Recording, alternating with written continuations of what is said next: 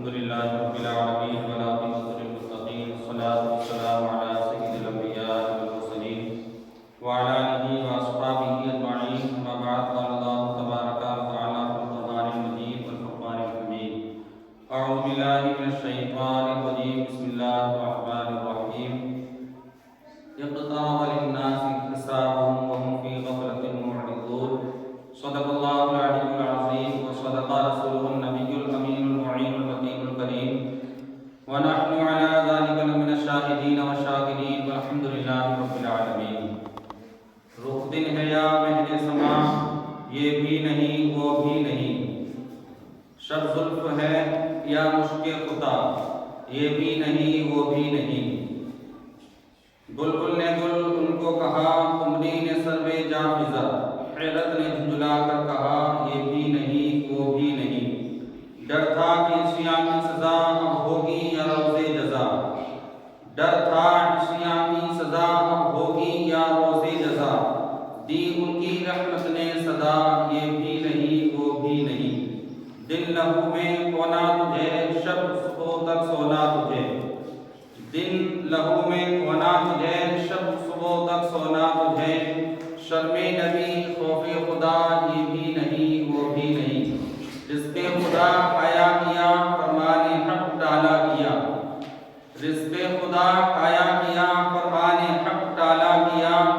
شکر کرم ترس سزا، یہ بھی نہیں وہ بھی نہیں. عقیدت اور محبت کے ساتھ محمد خضرا میں آرام فرمانے والے آقا و مولا تاجدار مدینہ احمد مصطفیٰ محمد مصطفیٰ صلی اللہ تعالیٰ علیہ وسلم کی مقدس بارگاہ میں ہدیہ حقوق کا نذرانہ عقیدت بلند آواز سے پڑھ لیں: اللہ محمد صلی اللہ علیہ وسلم نحن عباد محمد صلی اللہ علیہ وسلم صلاۃ و سلام علیک یا رسول اللہ صلی اللہ تعالیٰ علیہ وسلم. اللہ تبارک و تعالیٰ قرآن عظیم کے اندر ارشاد فرماتا ہے کہ اقترب للناس حسابهم وهم في غفلة معرضون. حساب کا وقت قریب ہے اور لوگ غفلت میں زندگی گزار رہے ہیں. آیت کریمہ کا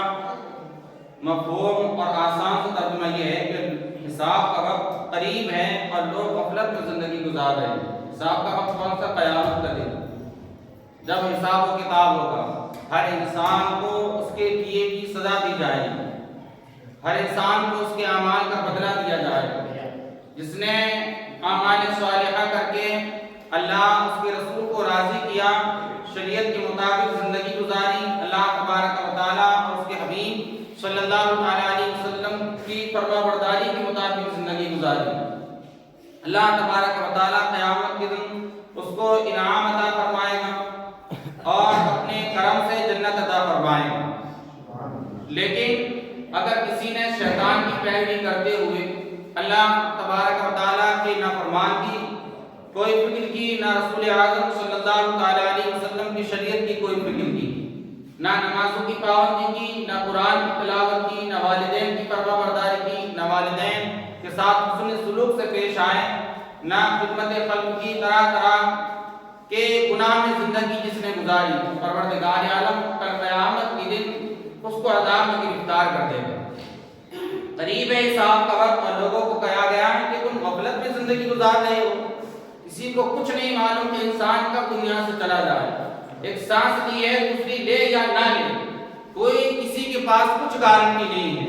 ہم بھی یہاں نماز جمعہ کے لیے حاضر ہوئے ہیں، کسی کو کوئی پتہ نہیں اٹھ کے مسجد کے باہر جائیں یا نہ جا پائیں. کسی کو کوئی گارنٹی نہیں ہے کہ گھر پہنچے بھی یا نہ پہنچ پائیں. کسی کے پاس کوئی ثبوت نہیں، کوئی دلیل نہیں، کوئی دعوے کے ساتھ نہیں کہہ سکتا کہ ہم اپنے دوبارہ گھر والوں کا چہرہ دیکھ سکتے ہیں یا نہ دیکھ سکتے ہیں. کسی سے پوچھا کہ موت اور زندگی کے درمیان کتنا فرق ہے، کسی نے کہا کہ صبح ہم نے دیکھی ہے، شام دیکھی ہے، دیکھیں یا نہ دیکھیں کوئی گارنٹی نہیں ہے. کسی نے کہا کہ ابھی شام ہے، ہمارے لیے صبح ہو یا نہ ہو ہمارے پاس کوئی گارنٹی نہیں ہے. کسی نے کہا کہ صبح ہم نے کھانا کھایا، دوپہر کو کھانا کھائیں یا نہ کھائیں کوئی گارنٹی نہیں ہے. کسی نے کہا کہ ہم نے فجر کی نماز پڑھی، ظہر کی پڑھیں یا نہ پڑھیں کوئی گارنٹی نہیں ہے. کسی نے کہا کہ ہم نے عصر کی نماز پڑھی ہے، ہمیں کوئی گارنٹی نہیں ہے کہ مغرب کی پڑھ پائیں گے یا نہ پڑھ پائیں گے، اس سے پہلے لوگ ہمارے جنازہ پڑھ لیں گے. کسی نے کہا نادانو تمہاری بہت لمبی امیدیں ہیں، حقیقت تو یہ ہے کہ تم نماز کی نیت باندھ رہے ہو، کوئی گارنٹی نہیں ہے کہ زندگی زندگی سلامت رہے اور اسی نماز پر تم سلام پھیر پاؤ یا نہ پھیر پاؤ۔ کسی نے کہا تمہاری امیدیں بھی لمبی ہیں، حقیقت یہ ہے کہ تم نماز کے اندر ہو، ایک طرف تم نے سلام پھیر لیا ہے، کوئی گارنٹی نہیں ہے کہ دوسری طرف بھی تم سلام پھیر لو اور تمہاری زندگی سلامت رہے۔ اس لیے کہا گیا اقترب للناس حسابهم وهم في غفلة معرضون، لوگوں تم غفلت کے ساتھ زندگی گزار رہے ہو، دنیا کی عیش و عشرت میں پڑ گئے ہو، نہ تو بھائی کے حق کی پرواہ کی جاتی ہے، نہ والدین کے حق کی پرواہ کی جاتی ہے، نہ بہنوں کے حق کی پرواہ کی جاتی ہے، نہ بیوی کے حق کی پرواہ کی جاتی ہے، نہ پڑوسی کے حق کی پرواہ کی جاتی ہے۔ بس شیطان نے جو وسوسے ہمارے دماغ میں ڈال دیے، ہمارے ذہنوں میں چل رہے ہیں اور ہم شیطان کی پیروی کے مطابق جس یوں ہی بس زندگی گزار رہے ہیں۔ انسان نے سوچ لیا ہے کہ آیا ہے اور ہمیشہ رہے گا، زندگی اس کی سلامت رہے گی، ہمیشہ رہے گا، موت آنی نہیں ہے۔ لوگوں نے انکار کیا کہ ہم آ گئے ہیں دنیا میں، دنیا سے نہیں جائیں گے۔ کسی نے انکار کیا تھا کہ قیامت کا دن ہوگا، کوئی ثبوت نہیں ہے، کوئی دلیل نہیں ہے، انکار کرنے لگے۔ اللہ تبارک و تعالیٰ نے قرآن عظیم کے اندر یہ آیت کریمہ نازل فرمائی، تم انکار کرتے ہو قیامت کے دن کا، سنو تم غفلت میں زندگی گزار رہے ہو، قیامت کا دن قریب ہے۔ پھر اللہ تبارک و تعالیٰ نے ایمان والوں کو فکر دیتے ہوئے 28ویں پارے میں ارشاد فرمایا، یا ایھا الذین آمنوا اتقوا اللہ ولتنظر نفس ما قدمت لغد واتقوا اللہ ان اللہ خبیر بما تعملون۔ اے ایمان والو، اللہ سے ڈرو اللہ تبارک و تعالیٰ سے، اور دیکھو غور و فکر کرے، ہر انسان ہر نفس غور و فکر کرے کہ آنے والے کل کے لیے، کل قیامت کے لیے اس نے کیا بھیجا ہے۔ نمازیں پڑھی ہیں، روزہ رکھا ہے، تلاوت کی ہے، صدقہ کیے، خیرات کیے، حج کیا، والدین کی فرما برداری کی، اللہ رسول کو راضی کرنے کے لیے کام کیے، اس کے بدلے دنیا آخرت میں ہمیں انعام ملے گا، یا اللہ کی نافرمانی کر کے زندگی گزاری اور اللہ تبارک و تعالیٰ قیامت کی دن سزا دے گا۔ ہر انسان غور و فکر کرے کہ ہم دنیا میں آئے ہیں، قیامت کے دن جب ہوگا میدان محشر کے لیے اللہ تبارک و تعالیٰ نے ہمیں تلقین کرتے ہوئے ارشاد فرمایا کہ ہر انسان سوچے کہ آنے والے کل کے لیے اس نے کیا بھیجا ہے، اچھے کام کیے ہیں یا برے کام کیے۔ پھر اللہ تبارک و تعالیٰ نے پھر کہا واتقوا اللہ، اور اللہ سے ڈرو۔ اس کے آگے کہا ان اللہ خبیر بما تعملون، بے شک اللہ تبارک و تعالیٰ کو تمہارے تمام کاموں کی خبر ہے، جو لوگوں کے سامنے کرتے ہو، والدین کو دکھانے کے لیے کرتے ہو، معاشرے میں نام کے لیے کرتے ہو، بستی میں نام کے لیے کرتے ہو، محلے میں نام ہو جائے، بستی میں نام ہو جائے، شہر میں نام ہو جائے، صوبے میں ہم مشہور ہو جائیں، علاقے میں لوگ ہمارے نام سے جانے پہچانے جانے لگے، ہمارے لوگ نام سے کانپنے لگے، ڈرنے لگے، اس لیے جو کام کرتے ہو یا اللہ رسول کے لیے رضا کے لیے جو کام کرتے ہو، اللہ تبارک و تعالیٰ کو تمام کاموں کی خبر ہے۔ اور آقا کریم صلی اللہ تعالیٰ علیہ وسلم کی شریعت کو ہم پڑھیں، حضور علیہ السلام کی سیرت کو پڑھیں تو ہر ایک پہلو پہ الگ ہمیں عبرت حاصل کرنے کی ضرورت ہے۔ آقا کریم صلی اللہ تعالیٰ علیہ وسلم تشریف فرما ہے، اس طریقے سے ہم ایک دوسرے کے بھائی کا کھا لیتے ہیں۔ سنو، آقا کریم صلی اللہ تعالیٰ علیہ وسلم تشریف فرما ہے، صحابہ کرام بیٹھے ہیں، ایک شخص حضور کی بارگاہ میں آتا ہے، عرض کرتا ہے یا رسول اللہ صلی اللہ تعالیٰ علیہ وسلم، میرا یہ بھائی ہے نا، بھائی آپ کی بارگاہ میں بیٹھا رہتا ہے، کچھ نہیں کرتا ہے گھر پہ، اور وہ شخص جو تھا وہ مکینک تھا، آپ کی زبان میں کوئی مستری تھا، کوئی کام کاج کیا کرتا تھا جس کی وجہ سے گھر کا خرچہ چلتا تھا۔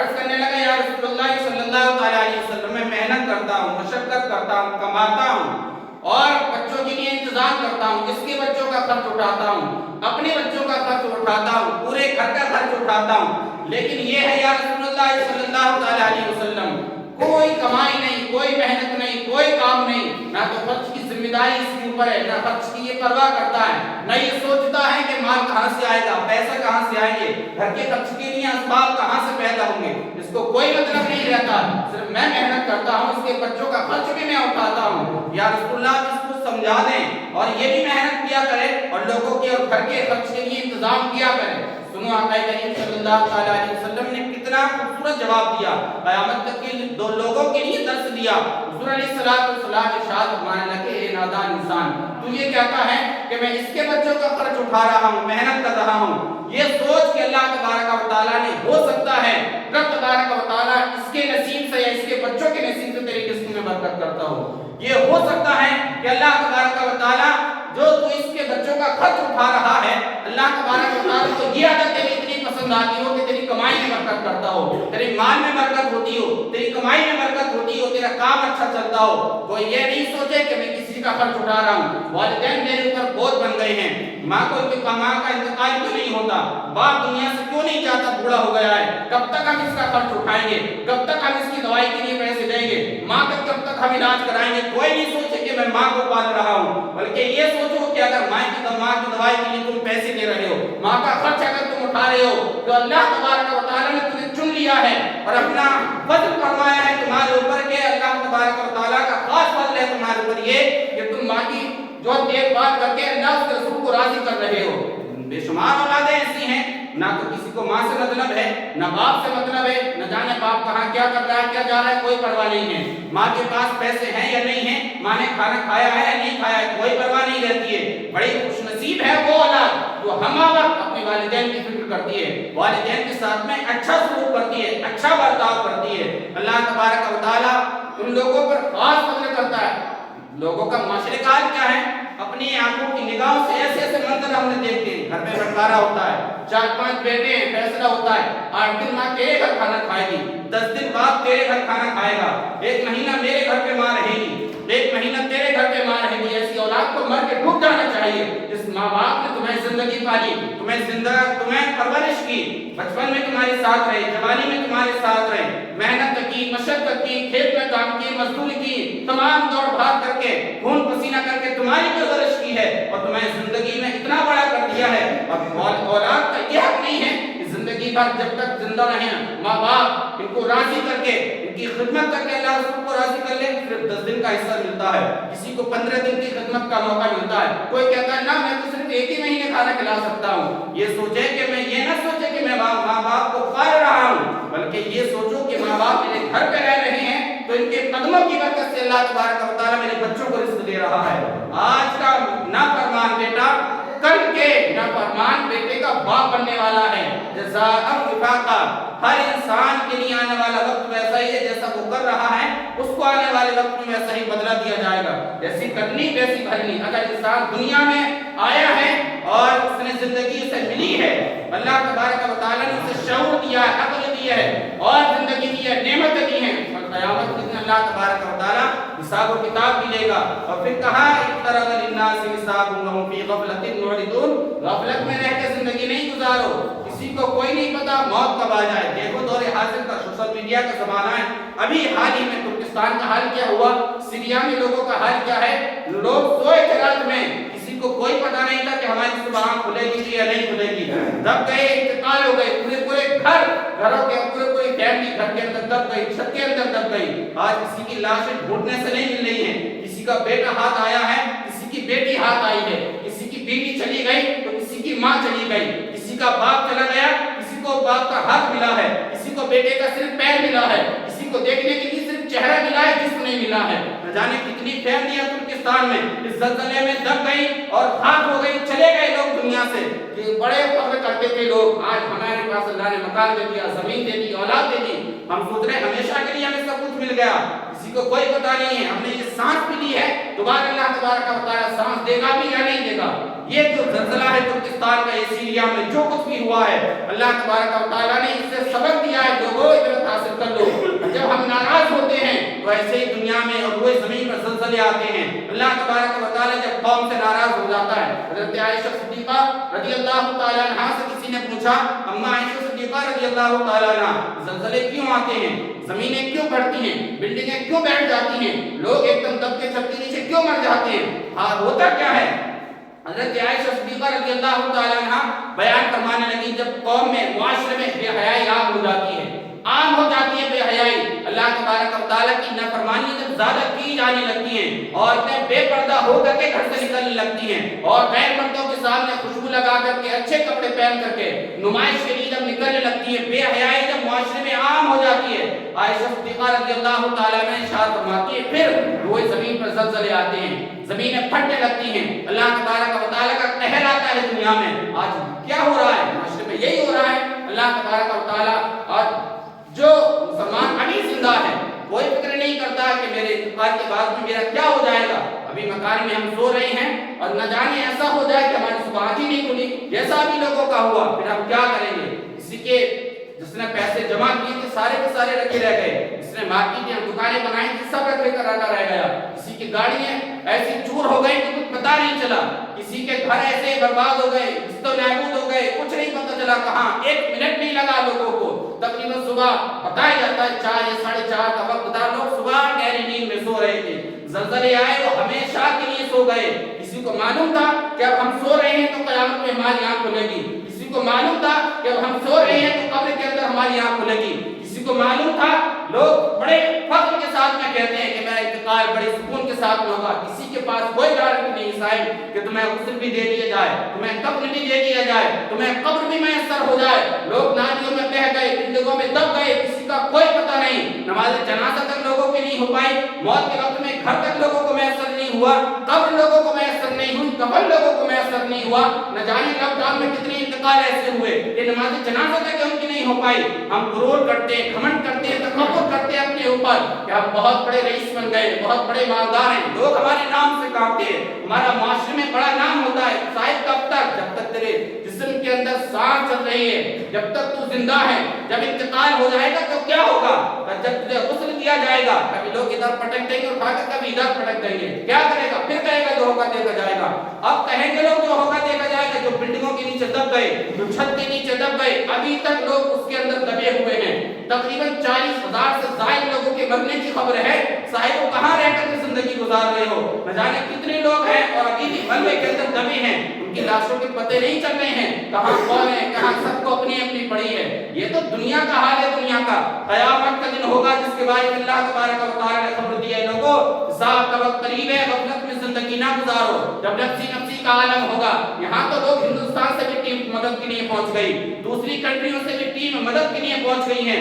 قیامت میں کیا ہوگا؟ نہ ماں بیٹی کی ہوگی، نہ بیٹی ماں کی ہوگی، نہ بھائی بھائی کا ہوگا، نہ باپ بیٹے کا ہوگا، نہ بیٹا باپ کا ہوگا، نہ پڑوسی پڑوسی کا ہوگا، اس وقت میں کیا کریں گے؟ حضرت عائشہ صدیقہ رضی اللہ تعالی عنہا سے آقا کریم صلی اللہ تعالی علیہ وسلم ارشاد فرمانے لگے، قیامت کا دن ہوگا، لوگ ننگے اٹھیں گے، لوگوں کے جسم پہ کپڑے نہیں ہوں گے، عائشہ صدیقہ رضی اللہ تعالی عنہا کہنے لگی یا رسول اللہ صلی اللہ تعالی علیہ وسلم، لوگوں کو حیا نہیں آئے گی ایک دوسرے سے، لوگ ننگے ہوں گے، لوگوں کے جسم پہ کپڑے نہیں ہوں گے، حضور علیہ السلام ارشاد فرمانے لگے، حیا تو جب آئے گی جب لوگوں کا اپنا ہوش ہوگا، کسی کو ہوش ہی نہیں ہوگا کیا کہاں ہے اور کیا کر رہا ہے، کیسی اس کی حالت ہے، وہ قیامت کا دن ہوگا، کوئی پسینے میں اپنے گھٹنے کے تک ڈوبا ہوا ہوگا، کوئی ناک تک ڈوبا ہوا ہوگا، کسی کا پسینہ تھوڑی تک آیا ہوا ہوگا، کوئی گوتے لگا رہا ہوگا، کیوں؟ الگ الگ معاملہ کیا ہوگا، اعمال جس کے جیسے ہوں گے ویسے پسینے میں گوتے لگا رہا ہوگا، ہمیں کوئی فکر نہیں، بس نماز جمعہ پڑھ لی، بہت بڑا ہم دین کا کام کر رہے ہیں، فجر کی نماز پڑھ لی، کوئی پرواہ نہیں 4 وقت کی، ماں کو ایک دن کھانا کھلا دی، زندگی کی کوئی پرواہ نہیں ہے،